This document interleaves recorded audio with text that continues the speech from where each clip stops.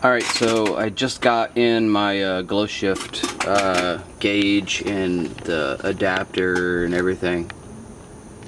I gotta get in there and take that plug out right there, and in that plug's place we're gonna put this sensor and this adapter that I had to buy from Glowshift.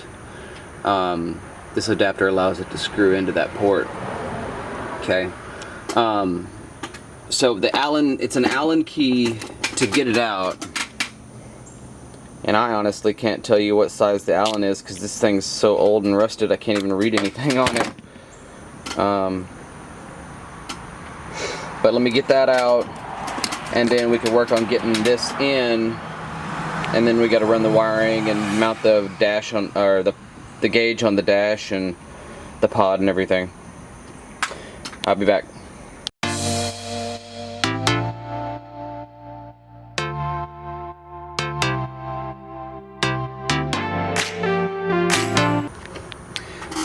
Okay, so I got the plug out, and then I screwed in the adapter and the sensor. I just used a small little tiny crescent wrench to get it in there because I didn't feel like taking apart everything. Alright, so now it's to running wires. I guess I could start it to see if there's a leak. Let's do that real quick. Alright, so I just started the truck and there's no leaks, so now I am going to work on the wiring. Let's get that run and I will be right back to show you how I did it. Okay, so we got this sensor wire.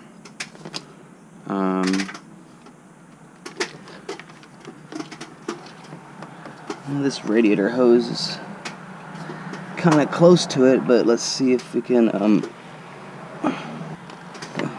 okay. Alright, so we got that on there. We're gonna go underneath.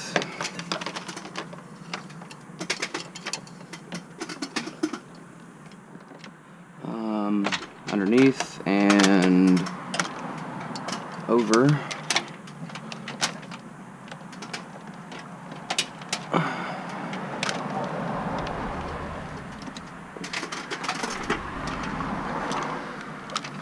Okay, you want to get a spot in the firewall. There's usually these knockouts and stuff like that. There's one right here. Let's feed that in a little bit.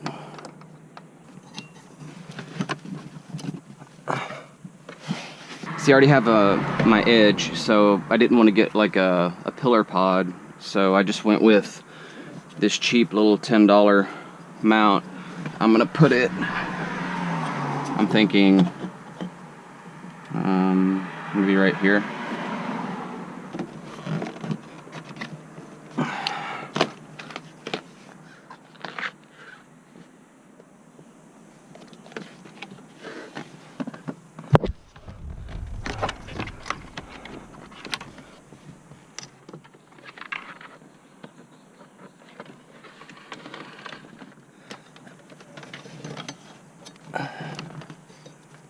Okay.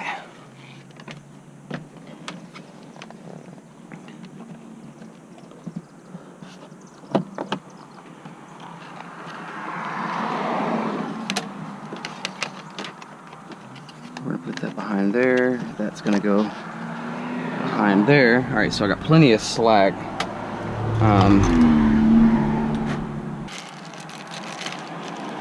All right, so that's the wire for the sensor, and this is the power and stuff for the gauge. And I got these fuse-on connectors. They'll just plug into the fuse box there, and I'll be able to crimp the ends of these on there.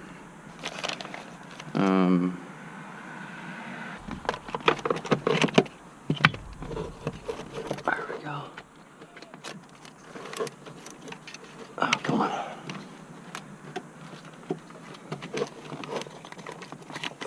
Come on, come on, come on. All right. Okay. 12 volt switched. Get out of here, fly. 12 volt switched headlamp source. Optional. It dims the gauge. So we need a constant.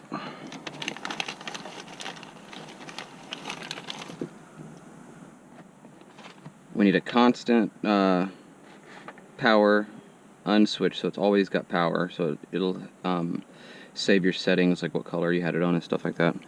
And then we need switched ignition, where you turn on the ignition and then it gets power. So did I get the right ones? Yeah. And then we need 12 volt switched headlamp source. So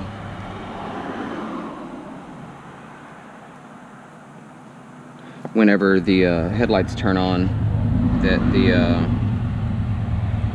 dimmer will dim that gauge. Okay, so I got the wires crimped on all of these. The yellow one is constant 12 volt. I tested it with the multimeter. I don't have the key in the ignition. That's getting... Thank you for letting me know you're turning off. Constant 12 volts is going to this wire right now.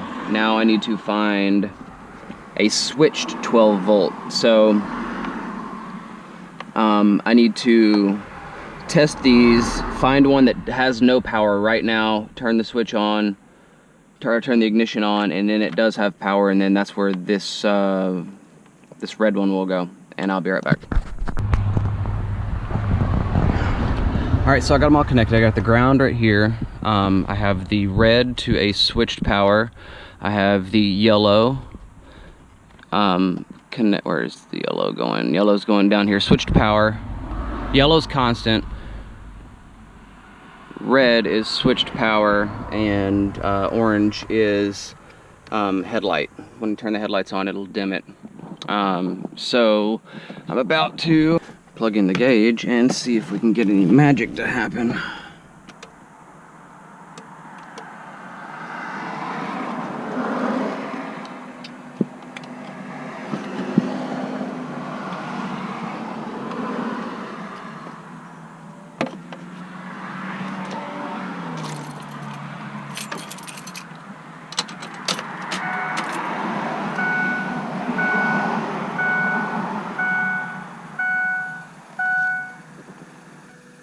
If you are wondering what I'm doing, is because I took that plug out, I'm cycling the fuel pump on over and over again because I don't want any. I'm trying to get all the air bubbles out of the system.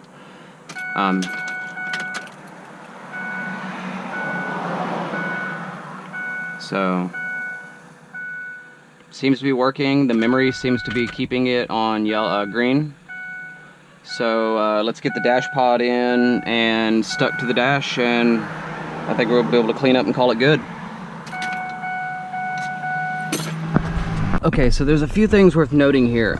If you go with these types of connectors and you want to connect through your fuse box, you're gonna have hell getting your fuse box cover back on. So I had to take a needle nose pliers, and in various areas I had to basically pull out this the structure so that it would fit in the spots where I had put these fuse connectors. It's not that big of a deal. It's not going to hurt your fuse box or the structural integrity of your fuse box. But yeah, just thing to note. You're going to have to do that. It's not that big of a deal. You can get it on there, and then I've already had mine on. I've had it on for hell, probably a week now, because I haven't edited this video yet. And as you can see, everything's still here, no problems. Okay, so this is what she's looking like all the way back together. I have the dash all back together. Everything's all back together, looking all clean and neat. I got the wire ran, and I got it zip tied right here. I I got it zip tied right here and right here. I'm gonna snip those whenever I get back, but I'm about to do a test drive and test the fuel pressure under load. So